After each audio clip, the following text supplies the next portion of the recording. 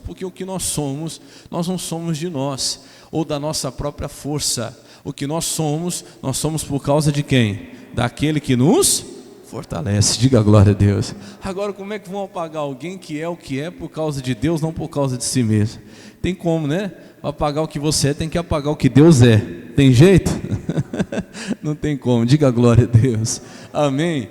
Olha, eu tenho uma palavra tremenda de Deus para te dar hoje. Para quem não sabe, toda sexta-feira nós temos estudado o Salmo 91. Por quê, pastor? Porque nós estamos nesse propósito aqui. Quem trouxe o seu lencinho hoje aí? Daqui a pouquinho nós vamos fazer a unção com esse azeite aqui. Esse azeite, irmãos, todo culto nós estamos orando e abençoando ele, até que chegue a 91 orações. Quando chegar, eu vou entregar esse azeite para você. Amém?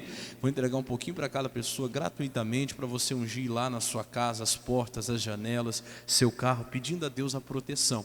Enquanto isso, o que eu faço? Você vai pegar esse lencinho, você vai trazer ele toda sexta-feira para receber essa unção. Depois que receber a unção, você vai usar onde Deus te dirigir. Eu tenho falado assim para quem quiser colocar debaixo lá da fronha do travesseiro, do lençol. Pode colocar lá na gaveta de roupa daquela pessoa perturbada, aquela pessoa que está lá vendo vultos, ouvindo vozes. Hoje eu vou falar um pouquinho a respeito disso, né? Aquela pessoa que anda tendo pesadelos ou nem dormindo, né? Nem está dormindo à noite, coloca lá, fala: Deus, eu quero essa libertação. Porque nós estamos baseados na palavra. Atos, se eu não me engano, no capítulo 19, a Bíblia diz que pelas mãos de Paulo, Deus fazia maravilhas extraordinárias. Está escrito assim, ó: de sorte que até os lenços e aventais se tomavam das suas vestes, do seu corpo, e levava aos doentes, as enfermidades fugiam deles. Levava aos endemoniados, os demônios o quê? Fugiam, saíam. E tem que acontecer o mesmo, Deus não mudou, diga glória a Deus. Paulo não podia fazer isso, mas o Deus que estava nele podia, como nós estávamos cantando. O que eu não posso de mim mesmo, Deus pode, Deus faz. Então creia, nessa fé você vai levar. Deus, eu não posso, mas esse lencinho vai entrar lá. Coloca lá no hospital, leva para a pessoa que está internada, a pessoa que está doente lá, está enfermo. Esses dias eu fiquei feliz do irmão José Santana. A mãe dele estava internada lá no hospital há dias, já com problema no joelho, coisa feia já, cheio de pus, teve que tirar o pus e tudo. E aí eu fui para fazer a visita num dia, não consegui, fui no outro, e ele já tinha até levado o lencinho, deixado lá com a mãe. Aí eu cheguei lá, ela falou: pastor, o médico falou que vou ter que ficar 22 dias aqui. Eu falei: em nome de Jesus, a senhora não vai. A senhora vai orar comigo, nós vamos orar com fé, e a senhora vai sair daqui poucos dias daqui, em nome de Jesus. Irmão, eu acho que foi no domingo que eu fui. Foi no domingo, se eu não me engano. Quando foi na quarta-feira, ele estava todo feliz aqui, testemunhando: pastor, tenho testemunho para contar, minha mãe já está em casa. Diga glória a Deus. Amém? Então eu creio nesse Deus que opera. Leva lá para a pessoa que está lá internada, faz chegar até ela, fala: olha, eu posso fazer esse lencinho chegar até aquela pessoa? Faz, que eu creio que o poder de Deus vai operar, e você vai ser o próximo a testemunhar aqui. Quem crê, diga glória a Deus. Então vamos lá para o Salmo 91, porque, irmão, eu vou ser sincero, esse Salmo 91 é muito conhecido. Tem gente que diz é muito batido, né? Tudo quanto é lugar você ouve falar do Salmo 91, mas eu vou dizer uma coisa para você: eu acredito que a palavra de Deus, ela é inesgotável. Por que eu acredito? Eu falo assim, ó, se eu pregasse, vamos falar assim, que o ano que vem eu não tivesse mais mensagem, vamos dizer que a Bíblia do pastor Renan queimou, perdeu, ficou lá só um capítulo da Bíblia, um exemplo. Se eu pegasse esse capítulo da Bíblia e pregasse 365 dias para você o ano que vem, eu vou falar uma coisa para você: cada dia Deus daria uma revelação diferente em cima daquele mesmo capítulo que nós lemos o ano que vem todinho. Você acredita no que eu estou falando, sim ou não? Porque como a palavra de Deus é tremenda. Cada vez que eu leio assim, o Salmo 91, por exemplo, eu já li, reli várias vezes, mas fazendo esse estudo com você, eu estou aprendendo de novo, e cada vez a gente aprende mais, como esse Salmo é poderoso, como essa palavra é forte, amém? Eu falo, quem não está vindo está perdendo, irmão. Olha, eu estou fazendo lá pelo YouTube, né? Estou mandando as orações, mas a gente não consegue aprofundar em 6, 7 minutos o que a gente faz aqui na igreja, é ou não é verdade? Então é assim, um aperitivo lá, né? No YouTube é só um tira-gosto. Quem quer mesmo aprender, tem que vir à casa de Deus, tem que sentar, tem que ouvir a palavra. E meu irmão, não tem coisa que liberta mais do que a palavra. Eu faço a oração forte, sempre vamos fazer, o nosso ministério, a Igreja da Graça, tem trabalho de libertação, mas eu sempre sou sincero em dizer, irmão, não adianta expulsar o demônio se não encher da palavra. Jesus falou, olha, conhecereis a verdade. O que é que vai libertar? A verdade vos libertará. Então nós precisamos estudar, aprofundar. Então sexta-feira eu tenho tirado para fazer um estudo com você, porque eu acredito, irmão, eu acredito mesmo que é uma libertação. E em cima dessa palavra aqui eu já tenho ouvido vários testemunhos, quantos livramentos aconteceram por esses dias aí, que nós estamos falando, Salmo 91, que é um salmo de proteção, de livramento. Você vai ver que ele inteirinho fala de proteção, fala de livramento, fala de Deus nos defendendo. Diga glória a Deus. E eu acredito nisso, irmão. Quantos acidentes Deus já livrou, quantas coisas Deus está fazendo aí durante esses dias. Então nós vamos voltar aqui no Salmo 91, e eu vou rapidinho fazer assim vamos falar assim uma retrospectiva do versículo 1 até o versículo o 5, né? Que eu vou voltar um pouquinho, que o 5, na semana passada, no culto da noite, se eu não me engano, foi a irmã Viviane que pregou, e ela já trouxe a mensagem aqui do versículo 5, eu só vou repassar rapidinho, e aí nós vamos do versículo 7 em diante. Vamos lá então, versículo 1, eu vou fazer assim, ó, eu vou pedir que esses versículos que a gente já viu, o Sérgio vai colocar ali na tela, eu só vou comentar rapidinho, porque já foi tudo falado. O 1 nós lemos aqui, aquele que habita no esconderijo do Altíssimo, à sombra do Onipotente, descansará. Então está bem gravado no seu coração a diferença de habitar e o que? Visitar. Então você já sabe muito bem que isso aqui não pode ser apenas superstição, não é deixar o Salmo 91 aberto lá em cima do móvel que vai proteger sua casa, amém? É mais do que isso, é assumir um compromisso com Deus.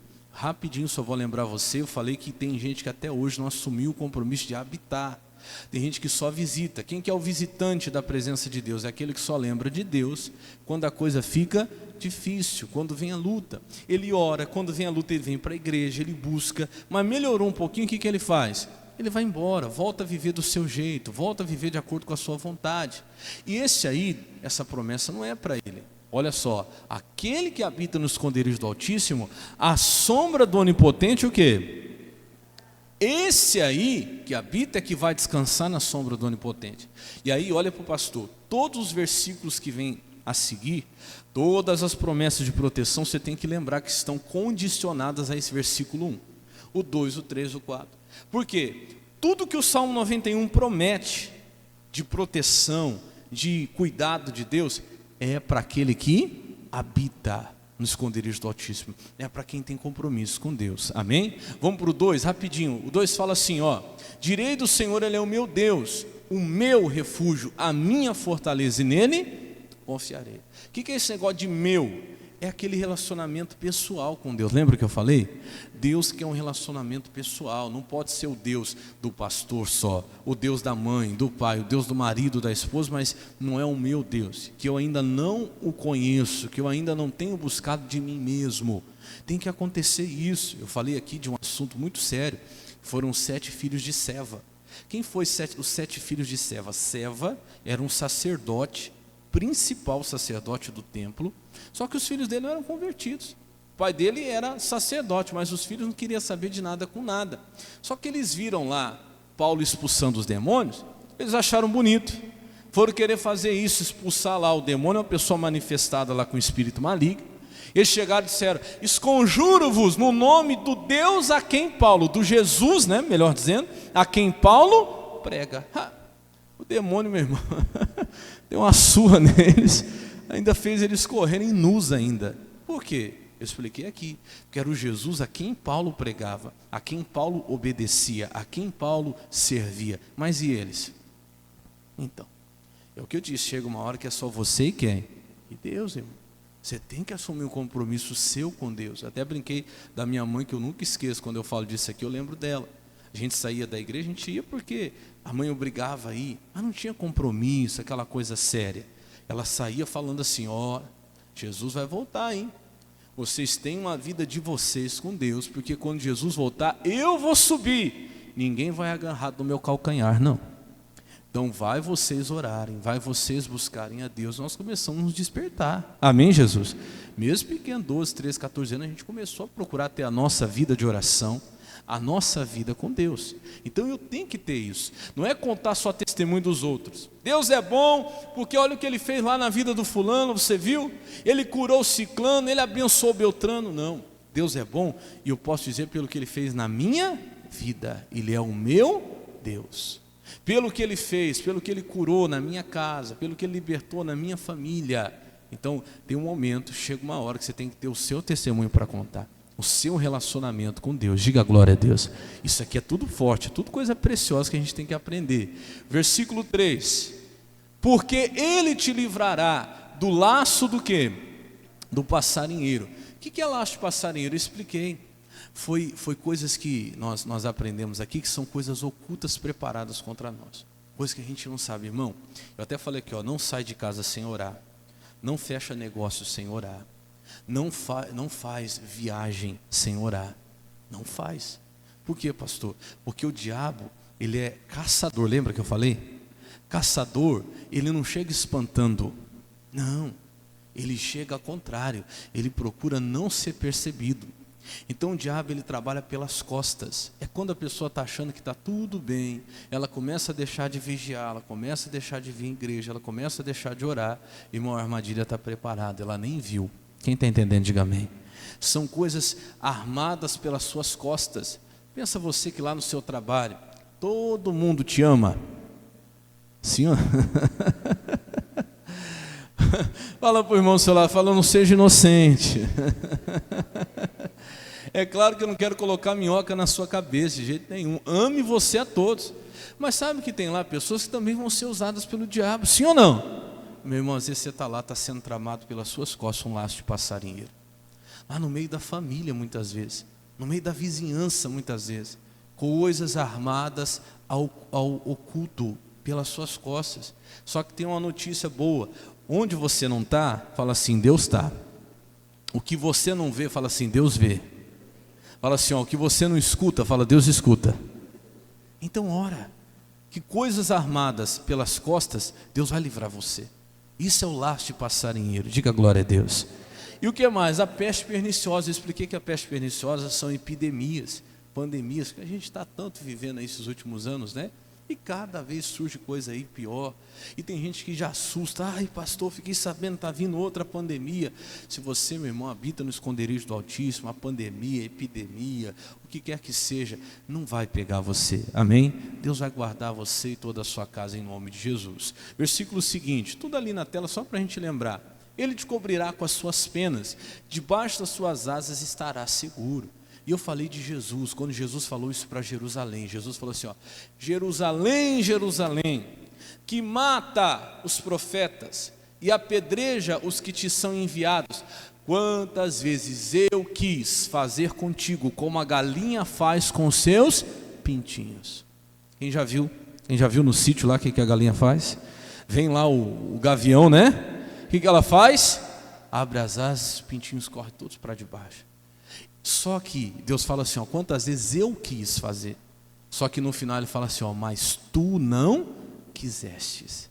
Ah, pastor, duvido que alguém não vai querer a proteção de Deus. Pois eu digo para você que tem gente que não quer. Não que ela rejeite a proteção. Ela não percebe que está rejeitando a proteção. Ela rejeita a palavra. E a palavra já é o quê? A proteção. Deus não tem as asas lá como a galinha. As asas de Deus é a palavra. Por isso que Jesus fala assim, você matou os profetas que eu enviei. Você apedrejou Jerusalém, os que eu mandei com a minha mensagem, os meus mensageiros.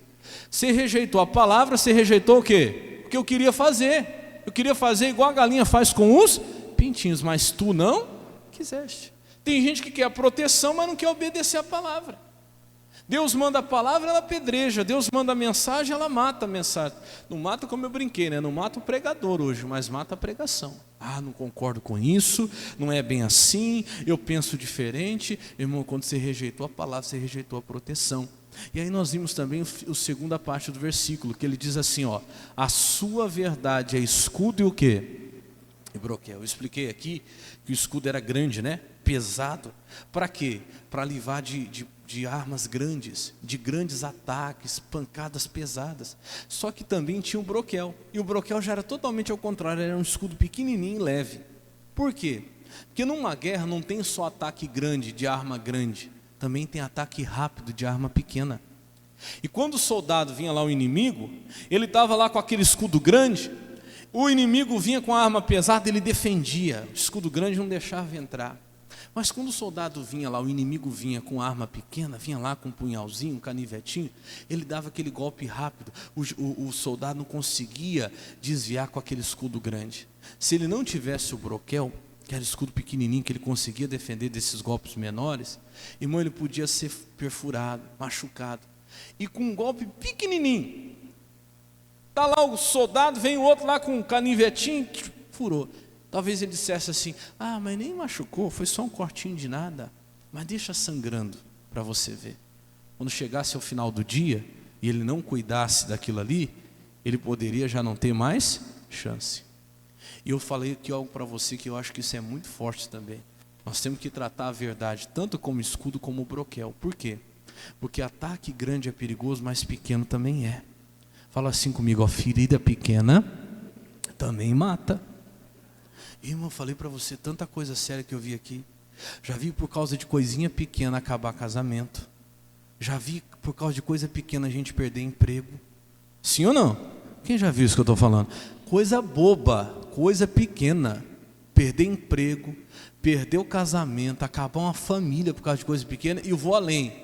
Você vê direto aí nessas notícias aí do jornal. Coisa pequena, irmão, a gente perder até a vida. Coisa boba, você fala, não é possível, foi por causa disso? Foi. E às vezes as pessoas não tomam cuidado. Cantares 2,15, a Bíblia diz assim, apanhai as raposinhas, porque as raposinhas fazem mal às vinhas. São as grandes não, a coisinha pequena. Tem palavrinha, irmão, palavra pequenininha, que se você deixar entrar no seu coração, vai te matar espiritualmente. Já vi gente sair da igreja por causa de coisa tão pequena, irmão, e não conseguir nunca mais se levantar na vida. Não consegui mais voltar para a igreja, não consegui mais voltar para a casa de Deus. Por quê? Porque não usou essas duas armas que Deus deu de defesa, o escudo e o quê? E o broquel. Falou, irmão, defende. Fala, não, isso não vai entrar no meu coração, não. Foi uma palavrinha mal colocada, que feriu, espetou, atingiu. Fala, não, está amarrado em nome de Jesus. Não vou deixar isso entrar no meu coração. Então daqui a pouco, irmão, você, por causa de coisa pequena, você perde um casamento, perde a família, às vezes sai da presença de Deus. Então cuidado, toma muito cuidado com as coisas pequenas. Versículo 5. Tudo isso aqui é só recapitulando, né? Não temerás espanto noturno, nem seta que voe de dia. Versículo 6 agora. Nem peste que anda quando? Na escuridão, nem mortandade que assole ao meio-dia. Isso aqui, a irmã Viviane trouxe a mensagem aqui na sexta-feira passada. Eu só vou repassar para quem não estava, aprender para quem estava a lembrar. Se você reparar, tanto o versículo 5 como o 6, fala de dois períodos. Presta atenção com o pastor, volta lá no versículo 5. Não temerás espanto o quê? Noturno. Só que também não temerás seta que voa quando? De dia. Olha o 6 agora, Nem peste que anda onde? Na escuridão, mas também nem morte que assola ao meio-dia. Então ambos estão falando do dia e da noite. Por quê? Eu vou falar rapidinho aqui. Porque o diabo ele ataca de dia e de noite. Tanto de dia como de noite você vai enfrentar ataque do diabo. Você vai enfrentar, porque existe tanto o espanto noturno, como também tem a seta que voa de dia. Tem tanto volta lá no versículo, o versículo 6, a peste que anda na escuridão, como a mortandade que assola quando? No meio do dia. Meio do dia é a hora mais clara do dia. Então você tem que estar ligado nos dois períodos. Mas quando fala aqui dia e noite, escuridão e luz, né? Não está falando assim vamos falar das 6 da manhã ao meio-dia e das 6 da tarde, ou das 6 da manhã às 6 da tarde, e das 6 da tarde até às 6 da manhã. Não, está falando de algo espiritual. O que é a noite no mundo espiritual? Quando a gente pega a Bíblia, você vai ver que várias vezes a Bíblia cita a noite como um momento difícil, como um momento que não se tem luz, como um momento que não se tem direção. E às vezes pode acontecer. Presta atenção no pastor. Tem o dia e tem a noite, também no mundo espiritual. Tem momentos que está tudo claro, Está tudo uma maravilha, está tudo dando certo, você está enxergando tudo, as coisas estão fluindo. Pode ficar ligado com Deus que nesse tempo também o diabo vai tentar atacar. Porque tem seta que voa quando? De dia. Tem mortandade que assola quando? Ao meio-dia. O meio-dia é a hora do dia mais clara. Então fique ligado com Deus, não se apegue numa segurança falsa do dia, da clareza, que quando tudo está bem, está dando tudo certo. Mas também tem o problema da noite, que é aquele tempo espiritual. A noite representa aquele tempo espiritual que você está sem direção, que você não sabe o que fazer, que você não vê uma luz.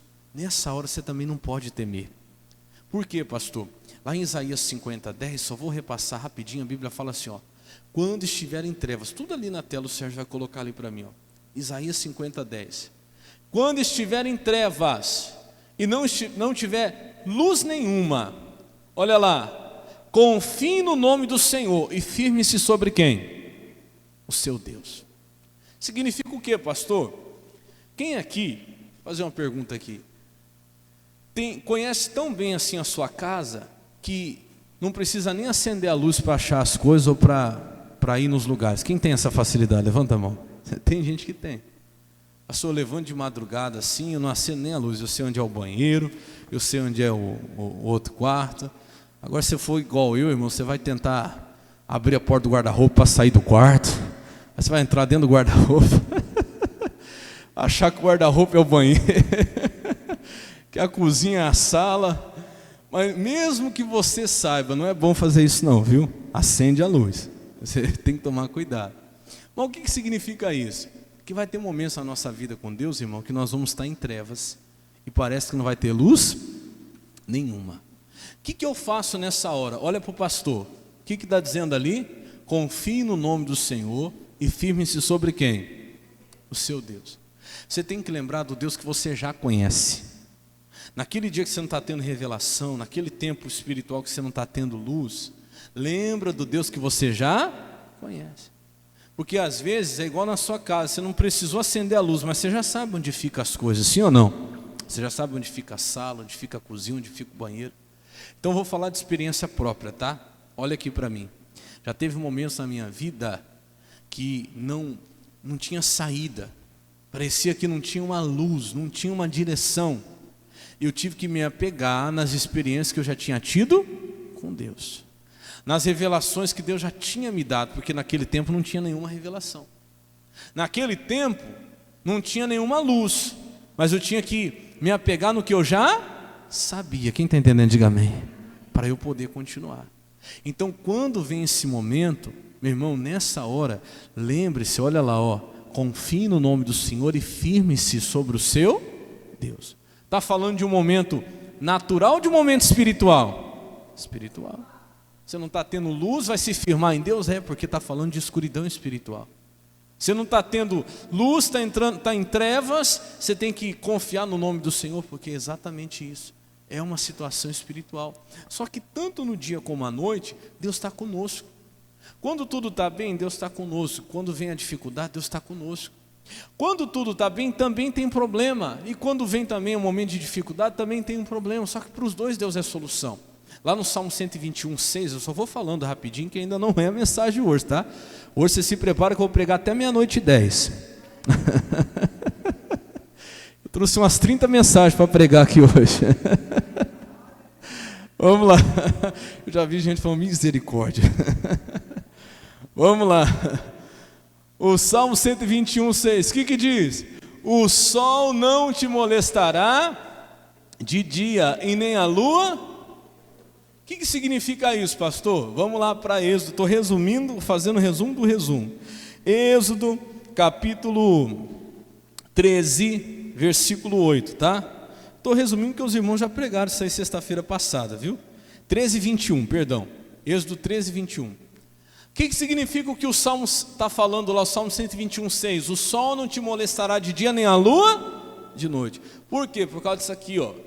O Senhor ia diante deles. Isso aqui é quando o povo de Israel saiu do Egito. Eles tinham que chegar a Canaã, terra prometida. E o que acontecia? O Senhor ia diante deles. De dia, Deus ia como? Numa coluna de nuvem, para os guiar pelo caminho. E de noite, numa coluna do quê? De fogo. Para o quê? Os alumiar. Então o que você precisa entender? Que de dia, por mais claro que seja, vai ter os problemas do dia. E qual é o problema do dia? O sol era o problema do dia. Lembra do Salmo 121:6? O sol não te molestará de dia. Porque o dia tem os seus problemas. O sol não cansa, sim ou não? O sol não fadiga? Fadiga. Então o dia tinha problemas. Para os problemas do dia, Deus se tornou a solução para o dia. Deus era a nuvem. A nuvem traz o quê? Sombra, descanso. Então no dia, tinha os seus problemas do dia, Deus era a solução para os problemas do dia. Só que para você ver que os problemas não são só no dia, chegava de noite. Se o problema fosse só o sol durante o dia, quando chegasse de noite não estava tudo resolvido? Sim ou não? Não, porque à noite tem os problemas da noite. Olha o que eu falei. Tem o espanto noturno, mas tem a seta que voa de dia. Tem lá a peste que anda na escuridão, mas tem a mortandade ao meio-dia. Então fala assim, ó, o dia tem os problemas do dia, a noite tem os problemas da noite. Só que para os dois Deus é a solução. Quando chegava a noite, vinham os problemas da noite. Quais são os problemas da noite? Pensa aí comigo. De noite, qual que é o problema? Escuridão, você não enxerga. É ou não é? Não tem o sol, mas ao mesmo tempo você não consegue ver. E de noite vinha frieza. Estava falando aqui para os irmãos no outros cultos o seguinte, quarta-feira, por exemplo, de dia parece que deu quase 40 graus. Quando foi de noite, misericórdia. Deu aquela reviravolta e a temperatura caiu. Hoje de manhã amanheceu 11 graus. Aí eu falei, Jesus, quem aguenta? Eu falei para você ver, o nosso corpo tem que aguentar. Você não pode aceitar a enfermidade por causa disso. Sabe por quê? Deus falou isso, o sol não te molestará de dia, nem a lua de noite. Primeiro, isso aqui trazendo para o natural, o clima não pode interferir na sua saúde. Você tem que crer dessa forma, diga glória a Deus. Se vier a chuva, você tem que aguentar a chuva. Se vier o frio, você tem que aguentar o frio. E se vier o calor, você não vai ficar doente por causa do calor. Nem por causa do frio, nem por causa da chuva. Amém? Só que trazendo isso para o mundo espiritual também acontecia aqui. Você sabe que o deserto de dia passa de 40 graus. Mas quando chega de noite, é abaixo de zero, você sabia? Então quando chegava a noite, Deus era a solução para o problema da noite. Primeiro, não podia ver. Então Deus era uma coluna de fogo. Porque o fogo clareia, mas o fogo também aquece. Então quando chegam os problemas da noite, que eu falei que também é um momento espiritual, a noite é um momento de frieza, onde não se vê luz, onde não se tem saída. Sabe aquele tempo que você não consegue orar? Sabe aquele tempo de frieza espiritual? Parece que você não consegue buscar Deus, parece que você vai para a igreja se arrastando. Meu irmão, nesse momento Deus também é com você, diga glória a Deus. É aquele momento que Deus se torna a luz, e se precisar ser o calor que aquece, porque vem a frieza também, Deus também aquece você. Tudo isso para quê? Aí o final é tremendo, ó. Para que caminhassem de dia e de noite. Por isso que a gente não para. Olha para o pastor, se você perguntar assim para mim, o senhor já teve noite, espiritualmente falando, o senhor já passou por momentos de noite? O que é momento de noite? Que você fica frio, você não enxerga uma solução, parece que tudo... Eu falo com sinceridade para você, já tive. Só que eu não parei. Por quê? Porque quem tem é Deus, ele caminha de dia como caminha de noite. Quem falar para mim, eu parei porque eu esfriei espiritualmente, tive um momento de frieza muito grande, não estava enxergando saída, é porque Deus, meu irmão, não estava sendo adiante dele. É porque essa pessoa não confiou no nome do Senhor, como diz Isaías 50:10, quando você estiver em trevas, e eu já passei por isso, não tiver luz nenhuma, confie no nome do Senhor e firme-se sobre quem? Sobre o seu Deus, porque isso não é motivo para você parar. Porque com a noite eles caminhavam. De dia estava tudo claro, mas vinha a luta também. E eles continuavam o quê? Caminhando, porque Deus era a nuvem de dia. Mas quando chegava de noite, eles também continuavam caminhando, porque Deus era a coluna de fogo durante a noite. Para resumir a história, você nunca pode parar, seja de dia ou seja de noite. De dia e de noite o diabo vai atacar. De dia e de noite tem a mortandade que vem durante o dia, mas também tem a peste que vem na escuridão. Tem lá o espanto noturno, mas tem a seta que voa de dia. Mas de dia e de noite Deus também é refúgio, Deus também é proteção. Diga a glória a Deus. O importante é você não, olha lá, ó, não parar. Eles caminhavam de dia e de noite. Não pare, irmão. Vai ter dia que o céu vai estar limpinho, meio-dia, e você vai estar enfrentando luta. Vai ter dia que vai estar tudo claro e você vai estar enfrentando batalha. E vai ter tempos que vai estar tudo escuro, parece que você não vê uma luz, uma solução. E o diabo vai tentar, mas em todos eles você vai ter Deus para guardar. Se é dia, Deus é a solução para os problemas do dia. Se é noite, Deus se torna a solução para os problemas da noite. O que você não pode é parar. Diga a glória a Deus. Agora vamos finalmente para a mensagem de hoje. Olha assim, ufa. Tá bom ou para? Continua ou para? Hã? Então tá bom, vou continuar o que você está mandando. Versículo 7. Agora nós vamos chegar na mensagem de hoje. Pensa no negócio que eu gosto de fazer, é pregar, irmão. Deixa eu pregar que você me deixa feliz. Se deixar, nós vamos embora. Vamos lá então. Versículo 7, ele fala assim, ó: 1000 cairão ao teu lado, 10.000 à tua direita, mas tu não serás o quê? Aqui nós vamos ficar só nesse versículo. Só nesse versículo aqui hoje tem tudo que você precisa. O que Deus está querendo dizer isso aqui? Através do salmista, né?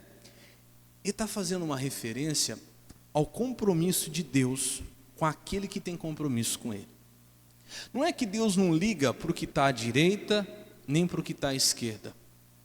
Não é que Deus não se importa com o que está ao lado ou o que está à direita, para Deus permitir que eles sejam atingidos. Não é. Deus se importa. Mas o compromisso de Deus é com quem tem compromisso com Ele. Você sabe o que isso quer dizer? Eu estava meditando nisso. Isso quer dizer o seguinte, que vão acontecer tragédias, vão acontecer situações difíceis, só que o compromisso com Deus, fala assim, a prioridade de Deus é quem tem Ele como prioridade. Isso aqui não vai mudar, irmãos. Deus é muito fiel a quem é fiel a Ele. Não é que Deus não goste dos da direita nem nos da esquerda, mas Deus está olhando atentamente para aquele que tem Ele como prioridade. E eu não estou falando coisa da minha cabeça. Você vê isso em toda a palavra de Deus. Eu até anotei algumas coisas aqui, não dá para mudar isso. Não dá para a gente querer tapar o sol com a peneira. Ah, pastor, Deus ama a todos. Ama, eu concordo. Deus não faz acepção de pessoas. Mas não dá para mudar o restante da Bíblia. Porque em toda a Bíblia você vai encontrar assim, ó, eu honro quem? Eu honro os que me honram. Não tem jeito. Em toda a Bíblia você vai encontrar isso. Outra vez vereis a diferença entre o justo e o ímpio. Não tem como mudar isso. Então seja fiel a Deus. Deus falou um negócio no meu coração que eu anotei. Isso aqui foi muito forte. Repete comigo, você nunca mais esquecer. Fala assim, ó, compromisso gera compromisso. Fala assim, ó, honra gera honra. E fidelidade gera fidelidade. Isso não muda, irmão. Não adianta. Ah, mas Deus não vai fazer acepção de pessoas. Eu concordo. Mas isso aqui Deus falou comigo. Deus, por quê? 1000 vão cair de um lado, 10.000 à sua direita, mas você não vai ser atingido. Deus falou assim, ó, compromisso gera compromisso. O que quer dizer isso? Meu compromisso com Deus vai gerar um compromisso dele comigo. Ó, honra gera honra. Se eu honro a Deus, isso está na Bíblia, eu também vou ser o quê? Honrar. Você sabe o que é honrar? É dar o devido lugar. Irmão, Deus não vai tratar igual a quem honra Ele e a quem não honra. Fidelidade com Deus. Veja na Bíblia, você vai ver isso, irmão. Você vai ver, pega os homens de Deus. Olha lá, por exemplo, quando Deus foi destruir Sodoma e Gomorra. Lembra? Deus ia acabar com tudo, não ia? Deus lembrou de quem? De quem? Não, de Abraão.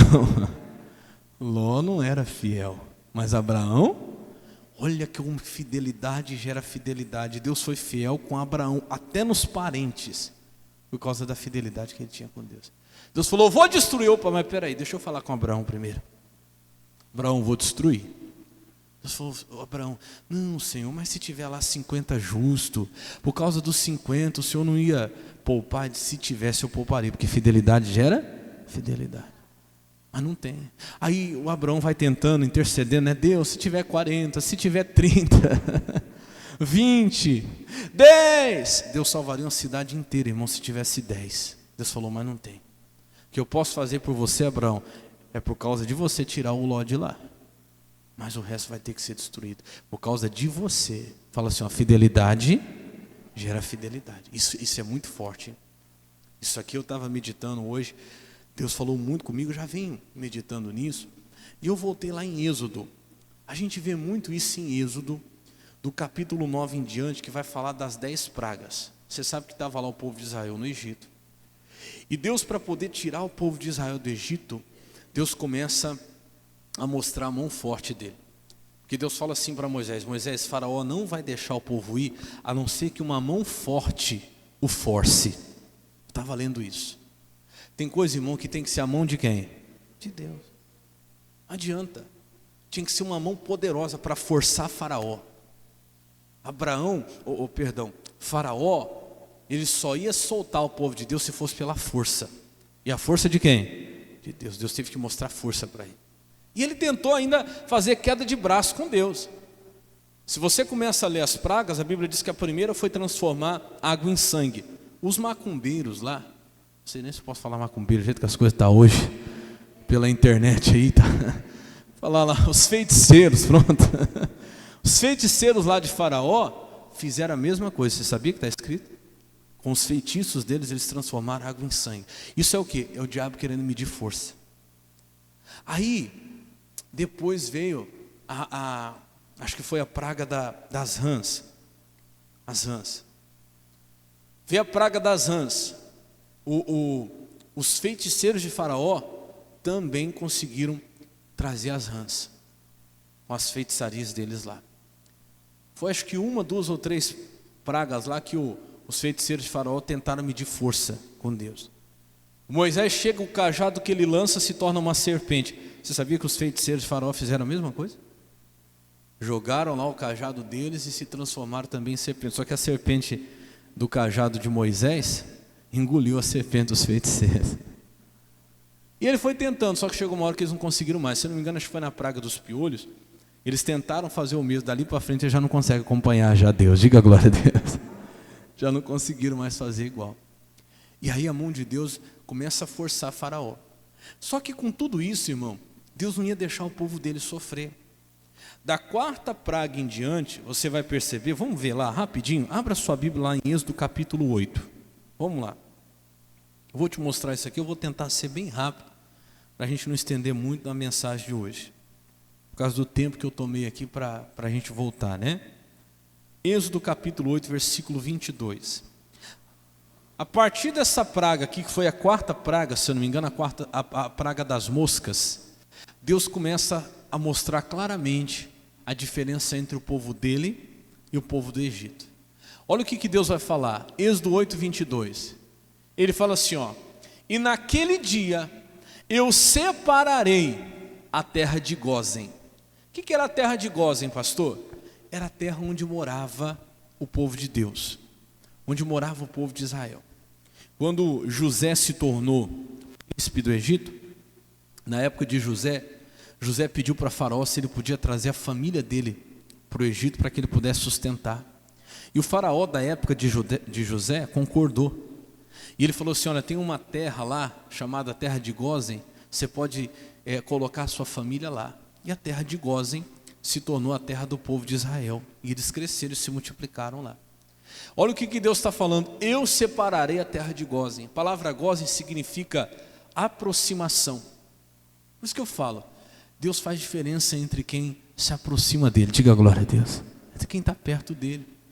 E fala assim, ó, em que o meu povo habita, a fim de que nela não haja enxames de moscas, para que saibais que eu sou o Senhor no meio da terra, diga glória a Deus. Versículo 23, olha o que ele diz, e porém separação entre o meu povo e o teu povo, e amanhã será este sinal. Quem crê nisto, diga glória a Deus. Irmão, não me pergunte de que jeito que Deus fez. Eu não sei como que Deus fez para as moscas iam, vamos dizer que a terra de Gozem estava na divisa, as moscas iam até aqui. Daqui para lá não passava. Nós precisamos voltar a acreditar nesse Deus, diga glória a Deus. Deus falou para fora, eu vou mostrar para você que eu não trato o meu povo igual ao seu. Que fidelidade gera fidelidade, que compromisso gera o quê? Compromisso. E que honra gera honra. Irmão, volta a crer. Às vezes o diabo vem trazendo para a sua vida certas coisas que você acha que tem que aceitar, porque está acontecendo com todo mundo, negativo. Ah, mas todo mundo passa por isso. Ah, mas hoje é assim, todo casamento não dura. Ah, hoje é assim, está difícil para todo mundo, a crise está atingindo todo mundo. Irmão, você vai orar e vai falar, Deus, mostra a diferença na minha vida. Está escrito, 1000 cairão ao teu lado, 10.000 à tua direita, mas tu não serás atingido. Deus, eu não vou aceitar. Não é porque está acontecendo com todo mundo que vai acontecer comigo. Não é porque a família de todo mundo está assim que eu vou aceitar a minha família assim. Ah, porque hoje todo filho é assim, é rebelde. Ah, não tem jeito, o mundo está assim. O mundo pode estar assim, mas eu não estou no mundo, eu estou na presença de Deus. Diga glória a Deus. Nós precisamos voltar a crer nisso. O povo de Deus está aceitando as coisas do mundo sem essa separação, e tem que ter essa separação. Não sou eu que estou pregando isso, o próprio Deus disse. Eu colocarei, está lá, ó, eu porei separação entre o meu povo e teu povo. Isso vai ser sinal. Quem crê, diga amém. Aí depois da praga das moscas, veio a praga das pestes nos animais. Você está em Êxodo 8, vai lá para o capítulo 9. Eu vou bem rapidinho, está tudo pertinho aí. Capítulo 9, versículo 4 ao 7. Versículo 4 ao 7. Marca aí. Olha o que Deus diz. E o Senhor fará a separação. Agora não é mais a terra, ó. É entre o gado dos israelitas e o gado de quem? Dos egípcios. Para que nada morra de tudo que for dos filhos de quem? Ah, eu leio umas coisas dessas aqui, eu acho tremendo. Olha o versículo 5, ele fala assim, ó. E o Senhor assinalou certo tempo, dizendo, amanhã fará o Senhor essa coisa na terra. Olha o que aconteceu, 6. O Senhor fez esta coisa no dia seguinte. Todo o gado dos egípcios, o quê? Agora, porém, do gado dos filhos de Israel, lê você. Fala assim, não, morreu um assim, normal, né? Vamos falar assim, que morre mesmo. Irmão, naquele dia até o que ia morrer, Deus não deixou morrer só de pirraça. Deus falou assim, esse aqui já está velho, ia morrer mesmo, né? Podia falar. Deus falou assim, até o que está velho vai demorar 1 dia, 2 dias mais para morrer, para eu provar que o meu povo tem que ser diferente do seu povo. Diga glória a Deus. Irmão, você acredita nesse Deus, sim ou não? Eu passei a tarde inteira meditando nisso aqui hoje, falei, Deus, nós temos que viver isso aqui. Ah, pastor, gado, para mim representa fonte de renda, mercadoria, não é? Gado na época era mercadoria, era leite, era carne. Qual que é a sua fonte de renda hoje? Você trabalha com o quê? Ih, pastor, minha área está difícil, hein? O meu ramo está complicado esses dias aí. Irmão, toma uma posição na sua vida, fala assim, não aceito isso não. Ah, está difícil no meu ramo, pastor, que está difícil para todo mundo que trabalha com isso. Pode estar difícil para todo mundo que trabalha com isso. Para você não vai estar. Só se você aceitar. Você falar, é assim mesmo, mas tudo tá bom. Fazer o quê, né? Porque eu acredito num Deus que faz essa separação. O gado dos egípcios morreu todos. E o gado do povo de Israel não morreu? Nenhum. O faraó não acreditou. O faraó mandou alguém para ver se era verdade. Quer ver? Versículo 7. E faraó enviou a ver. Vai lá ver, duvido. Não acredito. Não morreu nenhum. Vai lá, vê lá. E lá. E eis que o do gado de Israel. E Deus fala, enfatizando, não morrera nenhum. Diga glória a Deus. Irmão, esse é o Deus que nós servimos. Essa é a fidelidade do nosso Deus. Aí vem mais uma praga. Vem a praga do capítulo 9, versículo 25. Foi a praga da saraiva. Era pedra caindo do céu misturado com fogo. Pensa numa coisa de filme de terror, eu imagino. E olha o que aconteceu. E a saraiva feriu em toda a terra do Egito tudo quanto havia no campo, ó, veja, Deus fez separação da terra, território, Deus fez separação do gado, agora Deus vai fazer separação da plantação, fica vendo, ó, tudo que havia no campo, desde homem até animais, também a saraiva feriu, e toda a erva do campo, e quebrou todas as árvores do campo. Então você imagina se eles tinham plantado lá trigo, se eles tinham plantado lá arroz, se eles tinham plantado tudo, milho, acabou com tudo. Imagina uma chuva de pedra, acabou com tudo, pedra e fogo, acabou com tudo. Mas olha o versículo seguinte, acho que é o 26, deixa eu ver. Onde nós estamos em qual? 26, é isso mesmo. Somente na terra de onde? De Gósen, onde estavam quem? Os filhos de Israel, não havia? Eu não parei para ver onde ficava a terra de Gósen, mas imagina você que ficasse lá, todo o Egito, no meio do Egito a terra de Gósen. Naquele território acontecia um fenômeno, era um buraco, caía tudo em volta. Aí eu lembro do Salmo 91, 1000 cairão, teu lado, 10.000 à tua direita, mas tu não serás o quê? Atingido. Irmão, essa é a verdade. A plantação dos egípcios acabou todinha na terra de Gósen. Somente lá não caiu saraiva. Diga glória a Deus. Vamos correr para a gente terminar as pragas aqui. Venha do capítulo 10, versículo 22 agora, que é a praga das trevas. Isso aqui foi outra coisa tremenda. E Moisés estendeu a sua mão para o céu, e houve trevas espessas em toda a terra do Egito por 3 dias. Trevas, escuridão. Agora o versículo 23. E não viu um ao outro, e ninguém se levantou do seu lugar por quanto tempo? Você sabe o que é trevas da pessoa não conseguir sair do lugar onde estava? De tão escura que eram as trevas. Só que olha agora, mas todos os filhos de Israel tinham o quê? Luz em suas habitações. Agora como? Não sei, irmão. Como é que Deus dividiu? Eu não sei. Como é que Deus fez? Não sei, mas nós servimos um Deus do impossível. Diga glória a Deus. E essa diferença tem que ser vista. E termina lá com a praga dos primogênitos. A Bíblia diz que quando Deus manda o anjo da morte, Deus fala a Moisés para que dissesse ao povo: passa lá o sangue do cordeiro nos umbrais das portas. E quando o anjo vê lá o sangue do cordeiro, ele não vai entrar. A Bíblia diz que à meia-noite daquele dia, daquela noite, né? À meia-noite, a Bíblia diz que a terra do Egito toda chorava, porque não tinha uma casa onde não tivesse pelo menos um morto. Você imagina o desespero. Até o primogênito dos animais morreu. Só que na terra do Egito, aliás, na terra do povo de Israel, onde tinha o sangue do cordeiro, ali o anjo da morte não entrou. Diga glória a Deus. Eu acredito mesmo. Nós temos que voltar a crer. Eu te mostrei tudo isso aqui para você lembrar do que diz Malaquias 3,18. Eu não vou estender não, só coloca ali na tela para mim, nós já vamos orar já. Malaquias 3,18, o que diz lá? Ele diz assim, ó: então vereis outra vez. Por que outra vez, pastor? Porque sempre foi assim. Na minha vida também tem que ser assim. De novo, diga glória a Deus. Sempre foi assim na vida dos servos de Deus. Compromisso gera compromisso.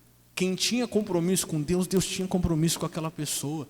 Quem honrava Deus, Deus honrava aquela pessoa no meio dos outros. Quem era fiel a Deus, Deus era fiel àquela pessoa no meio das outras. E a Bíblia diz ali, ó: outra vez vereis a diferença entre o justo e o ímpio, entre o que serve a Deus e quem? E quem não serve. E quando essa diferença é vista, irmão, o nome do Senhor é glorificado. Como que o nome de Deus foi exaltado no Egito? Quando Deus fez essa separação. Não só de mostrar o poder, a mão forte dele, mas também de mostrar o amor dele pelos que serviam a ele. Deus foi glorificado não só em mostrar o quanto ele podia destruir o inimigo, mas como também ele era poderoso para guardar os que serviam a ele. Ali o nome de Deus foi exaltado. Então luta para que essa diferença seja vista na sua vida. Porque eu até anotei aqui, quando a diferença é vista, o nome do Senhor é glorificado. Diga glória a Deus. Quando a diferença entre o justo e o ímpio é mostrada, quando a diferença entre o que serve e o que não serve é mostrada, o nome de Deus é glorificado. Então eu vou orar por você hoje. Eu acredito, 1000 cairão ao teu lado. Pastor, está uma crise, mas está no país inteiro. Pastor, o que eu vou fazer? Você tem que ver, eu lembro de uma frase, nunca mais esqueci, muitos anos, a gente passava sempre naquela rua, era um posto de combustível e tinha um muro inteiro assim, ó, pintado com aquela frase, acho que é até hoje. E esse muro, ele estava escrito assim, ó: o mundo está em crise, mas nós estamos em Cristo. Você pode estar vivendo aqui, mas você não pode estar você pode estar morando aqui, né, habitando aqui, mas você não pode estar vivendo o que no mundo se vive, porque você está vivendo na presença de Deus. Diga glória a Deus. Não aceite. Ah, essa doença está dando em todo mundo. Ah, pastor, quando chega essa idade, todo mundo sofre com isso. Você tem que falar: na minha vida eu não aceito. Ah, está difícil, ninguém está conseguindo vender. Pois eu vou vender, mesmo no tempo de dificuldade. Diga glória a Deus. Ah, mas está uma luta, porque hoje casamento não dura mais. O meu vai até que a morte o separe. Diga glória a Deus. Tem que ver essa diferença. Quem crê nisso que eu ensinei você hoje, diga amém. Vamos aplaudir Jesus bem forte, que Ele merece. Vamos ficar de pé.